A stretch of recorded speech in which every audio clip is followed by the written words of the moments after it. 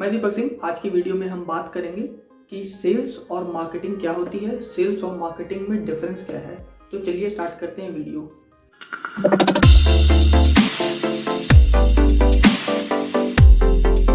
India में ऐसा scene चलता है कि मार्केटिंग और सेल्स को एक जैसा ही देखा जाता है, क्योंकि कंपनी भी जो हायर करती है बंदों को, उसमें वो कहीं पे भी आप पोर्टल पे देखोगे तो लिखा हुआ रहेगा सेल्स स्लैश मार्केटिंग। तो मतलब सेल्स का भी काम हो सकता है, मार्केटिंग का भी काम हो सकता है। तो कंपनीज का भी बहुत बड़ा इसमें रोल है कि वो ज़्यादा इसके बीच में डिस्टिंग्विश नहीं करते हैं। मार्केटिंग के लिए बंदों को हायर करते हैं बट काम करवाते हैं सेल्स का, क्योंकि कंपनी की भी ज़्यादा नीड है कि मेरा ज़्यादा से ज़्यादा प्रोडक्ट बिक जाए।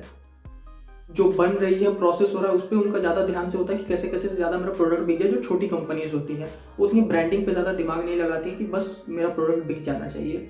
तो इसलिए उनको वो ज़्यादा खुद भी डिफ्रेंशिएट करते नहीं है सेल्स और मार्केटिंग में। किसी से आप पूछोगे तो मार्केटिंग करता है, तो जब मार्केटिंग करता है तो वो काम करता होगा कि बाइक से जाता होगा और सामान बेचता होगा घर घर करके। तो ये सेल्स की धारणा बनी हुई है और मार्केटिंग की। बट मार्केटिंग और सेल्स में बहुत ज़्यादा डिफरेंस है और बहुत ज़्यादा आसमान ज़मीन का कह सकते हो अंतर है। सेल्स तो एक छोटा सा पार्ट है सिर्फ मार्केटिंग का। आप समझ लो कि प्रोडक्ट के बनने की शुरुआत से पहले कि प्रोडक्ट कैसे बनेगा और उसके लास्ट तक, ये टोटल एक मार्केटिंग का प्रोसेस हो गया। इतनी बड़ी मार्केटिंग की एक टर्म हो गई। और सेल्स हो गया कि प्रोडक्ट आपका बन चुका है और मार्केट में आप उसको लॉन्च कर चुके हैं और आप एक एक करके अब बेच रहे हो, उसको सिर्फ सेल्स कहते हैं। तो इतना डिफरेंस है। तो इसकी प्रॉपर डेफिनेशन क्या है? आप कस्टमर के नीड के हिसाब से प्रोडक्ट को बनाना या सर्विसेज को बनाना, उसके बाद बेचना, ये पूरा मार्केटिंग का प्रोसेस है। सेल्स का प्रोसेस होता है कि आपने सिर्फ उस प्रोडक्ट को जो मार्केट में आ चुका था, तैयार हो चुका था, उसको आपने बेच रहे हो वन ऑन वन या फिर पब्लिक को बेच रहे हो। तो ये हो गया सेल्स का प्रोसेस। ये डिफरेंस है मार्केटिंग और सेल्स में। अब हम देखते हैं कि कुछ और इसके एग्जांपल्स। आप मार्केटिंग में आप क्या क्या कर सकते हो। मार्केटिंग में आपका सबसे पहले होता है मार्केट रिसर्च। उसके बाद आप कस्टमर की नीड को समझते हो, कस्टमर के हिसाब से आपने फिर अपनी ब्रांडिंग करते हो, उसके हिसाब से प्रोडक्ट बनाने के बाद उसके बाद आप सेल्स, तो लास्ट फेज है क्लोज करने के टाइम कि आपने उसको सेल किया। इसके अंदर एक्विजिशन करते हो, कस्टमर के फीडबैक को समझते हो। प्रोडक्ट बेचने के बाद भी सेल्स तो आपने प्रोडक्ट बेच दिया, वहाँ पे काम खत्म हो गया।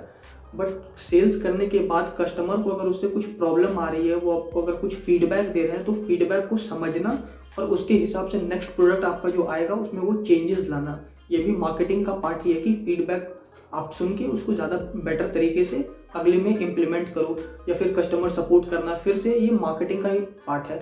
आप ट्रस्ट गेन करते हो over of the period of the time. आप देखते हो कि एक ही फ़ोन जो 10,000 में दे रहा है कम ब्रांड वाला, और अगर कोई ब्रांडेड फ़ोन बेच रहा है तो वो 20,000 में बेच रहा है। वो उसका डिफरेंस क्या है? उसने जो अपनी ब्रांडिंग कर रखी है, जो उसने मार्केटिंग कर रखी है over of the period of the time, वो ट्रस्ट जो गेन करके रखा है वो मार्केटिंग की वजह से आया है।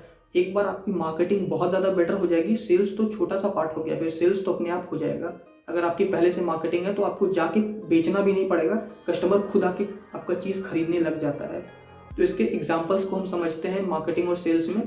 मार्केटिंग अगर आप सही से नहीं करोगे, मीन्स आप कस्टमर के इंपॉर्टेंस को नहीं समझोगे, आपने बस सोचा रात को कि, या फिर आपने सोचा कि मैं ये प्रोडक्ट बना देता हूँ, कस्टमर को तो पसंद आना ही आना है, ऐसा नहीं होता। इसी तरह जिलेट आई थी इंडिया में कि सेविंग करके, अमेरिका में लगभग लोग डेली सेव करते हैं और साथ में उनकी दाढ़ी की भी जो थिकनेस होती है वो थोड़ी सॉफ्ट होती है। तो वहाँ पर डेली का ये चलन था। वो इंडिया में सोच के, जब अमेरिका में 25 करोड़ की पॉपुलेशन है और इंडिया में तो उसकी 5 टाइम्स पॉपुलेशन है, तो यहाँ तो बहुत ज़्यादा हमारा मार्केट कैपिटल बढ़ जाएगा। वो उन्होंने बिना रिसर्च किए हुए अपने प्रोडक्ट को लॉन्च किया।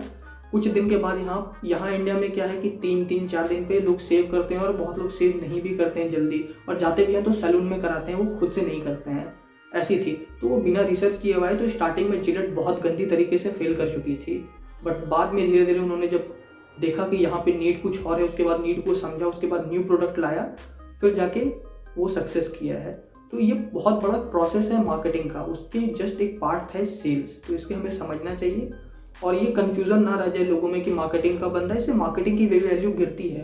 आप जो कम एजुकेटेड पर्सन है, जिनको मार्केटिंग और सेल्स के बीच में डिफरेंस नहीं पता है, एचआर का क्या काम होता है वो नहीं पता, उनसे पूछोगे तो मार्केटिंग को वो समझते हैं कि ये तो घर घर बेचने वाला सिर्फ काम है। तो उससे मार्केटिंग की भी थोड़ी बेइज्जती होती है। उनके जो काम कर रहे हैं, एमबीए करके लोग मार्केटिंग करने के लिए जाते हैं, तो थोड़ा उससे प्रॉब्लम होता है। बट मार्केटिंग और सेल्स में बहुत ज़्यादा डिफरेंस और सेम चीज़ नहीं है।